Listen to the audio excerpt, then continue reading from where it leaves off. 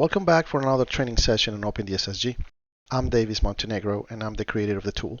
In today's session, I'm going to talk about a new object introduced into OpenDSS version 10.2 called the pyControl, which is another interface for allowing users to integrate their code into the OpenDSS simulation.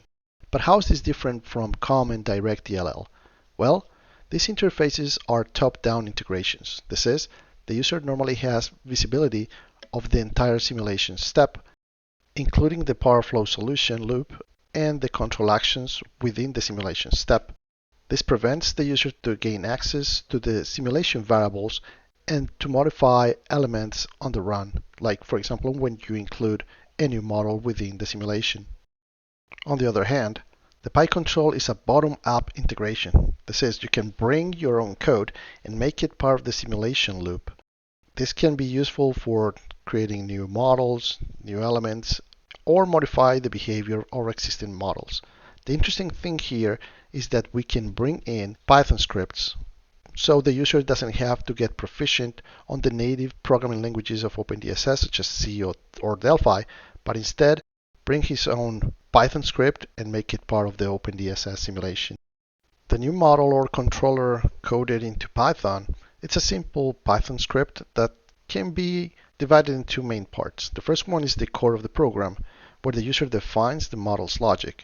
Here he specifies the elements to be affected and completes all the necessary initializations. For this, we have developed an interface and a Python server within OpenDSS that mimics the COM interface, the DSS text interface. Not because it's COM, but just to make it more familiar to experienced OpenDSS users. Once the process is done, the algorithm needs to send a response to OpenDSS to indicate if a new power flow needs to be executed, either to verify if the control actions or the modification of the model or the model actions took any effect on the simulation, or just because it's required by the process. This can be replied as a string that is yes or no, and this part is mandatory. If it's not included, OpenDSS will not run another power flow when the control action is performed. There are different ways for storing data when using pyControls. One is using the local Python memory. For this, in Python, the user can ask for a variable or a variable name within the local's context, providing enough feedback for the user to determine when to initialize the system or not. The second alternative is to create OpenDSS variables, which will be stored in the OpenDSS memory and can be read and written at every time that is required by the user's algorithm. These two mechanisms will allow the user to store information in memory for the simulation to run more efficiently. Then the simulation occurs like this. We have two different programming languages interacting. On one hand, we have OpenDSS hosting the simulation, and on the other hand, we have Python hosting the user's model. The communication between these two parts of software is done using named pipes. This way, when OpenDSS hosts the simulation, provides a communication channel for Python, who is hosting the user's model, to exchange data with OpenDSS within the simulation loop, which is part of the uniqueness of this alternative regarding its operation compared to COM and DirectDLL. To demonstrate the operation of the pyControl, I'm going to use OpenDSS-G. So here I have the IEEE 123 node test system, and I'm going to bring in one of the examples in which we are simulating a dynamic system, a dynamic PV. So I'm just going to copy the code that does the thing, and that's it. I'm going to fix a little bit the text.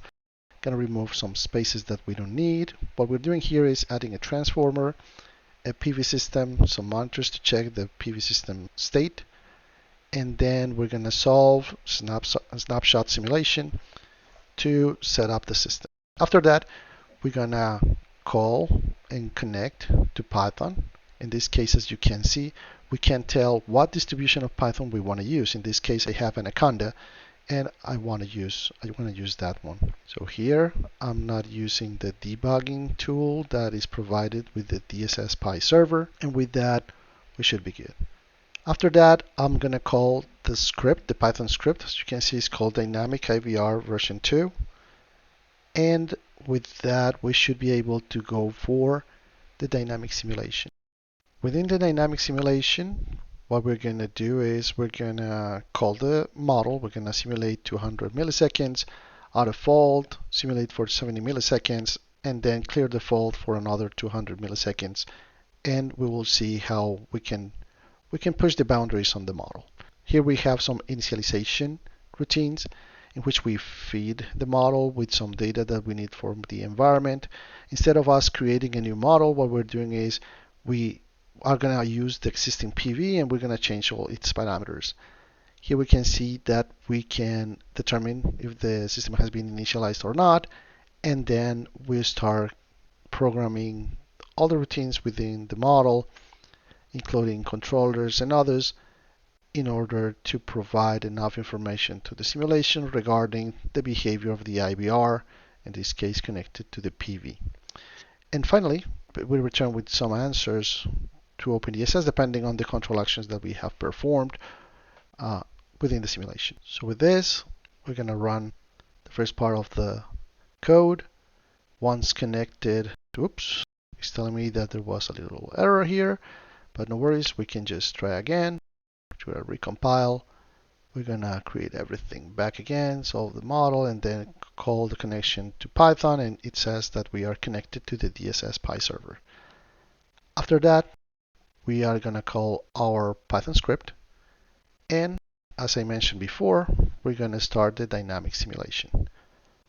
So we have connected to our model, and now we're gonna initialize the simulation mode dynamics, first for 200 milliseconds, using the daily load profile that we have loaded within the system. Then we're going to add a fault in bus 51. Here we can see that the PV bus was created successfully. Actually, we're going to highlight it here using the visualization tools that we have in OpenDSS-G. It was created while executing the first part of the script. And now we're going to go for the solution. First, we're going to start running everything, Control D. All right. So let's select everything and let's go for it. Oops, it's telling me that there's a problem because we are not in simulation mode. So no worries, we're going to go to simulation. And instead of initializing everything, we're going to just keep going from where we left. And here we are seeing the simulation taking place. We have 470 milliseconds, which matches with what we commanded in the simulation. And now we're going to bring in all the different monitors that we have declared previously. Let's start with the power, with the monitor for reporting the power.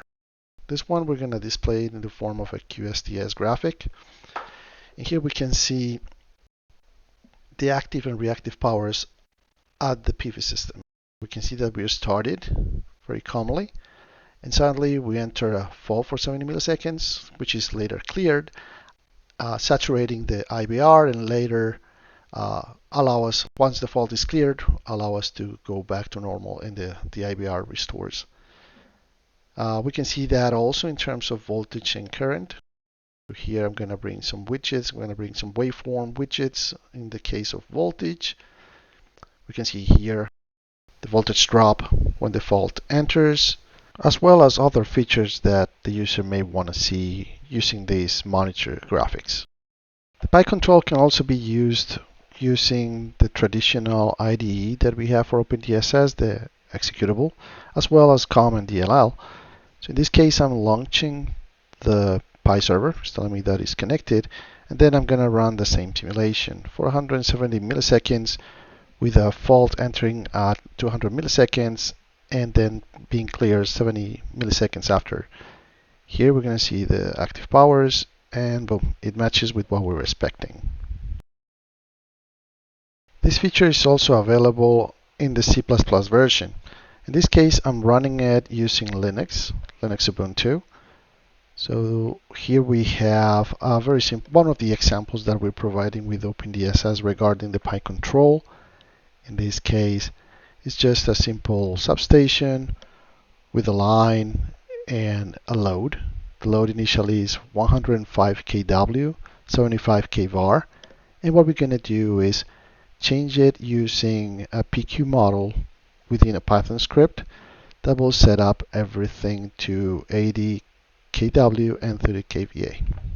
So with this, let's start OpenDSS with the command option, compile, three-phase, well, the name of my file, and it runs. In this case, I'm using the debug option. Now, the cool thing is that every time that the model is executed, it's done dynamically. This means if I happen to modify the Python script during the run, I mean, just before a solve call, what is going to happen is that we're going to see those changes reflected in the debugging window of the pyControl.